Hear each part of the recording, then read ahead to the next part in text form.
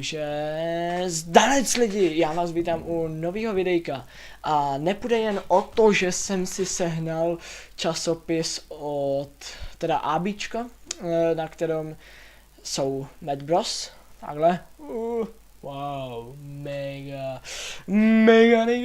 A půjde i o to, že jsme momentálně teďko nenatáčeli.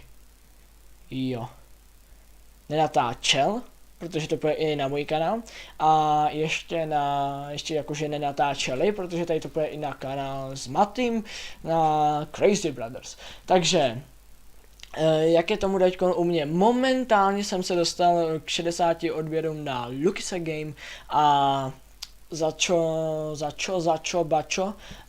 což vám moc děkuju. A u nás na Crazy Brothers máme něco přes 30, nebo jenom 30, ale prostě to bude mega úspěch pro nás i pro mě jako samotného. A jelikož teď se blíží prázdniny, které budou zhruba za měsíc, a bude prostě hodně volno, bude hrozně moc akcí, budou akce, všechno, prostě bude všechno, na co my dorazíme, na co já dorazím. A napište do komentů, jelikož se chci ještě zmínit o nějakých hrách, napište do komentů, jestli by vám vadilo, což pochybuji, že by vám vadilo, že by jsem já na mom i na společném kanále nahrával hru Battlefield 3 a hráli bychom třeba online a mohli byste se s náma zahrát vy, a nebo bych jsem hrál sám, nějaký mise, jo. Se mi tady stahuje zrovna, takže jsem úplně jsem spokojený mega. Tak, takže jsem někomu všechno řekl jsem hry, řekl jsem informace o létu a řekl jsem, proč jsme nenatáčeli. Jsou 3 věci a to bude asi všechno. Takže lajkujte, komentujte a dislajkujte. Ale dislike dávejte jen tehdy, když nám napíšete i důvod, proč se vám to video nelíbí, nebo proč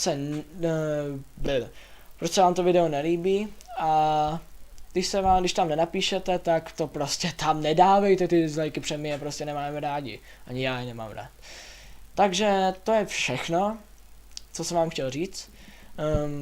Maty, ten bude natáčet asi nejspíš ten hardcore, MC hardcore, Minecraft hardcore sám.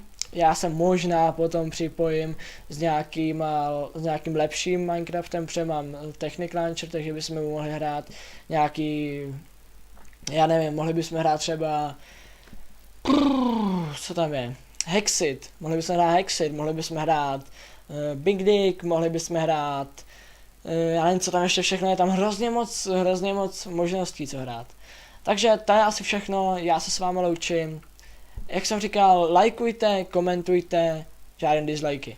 Takže to bylo asi všechno a čus!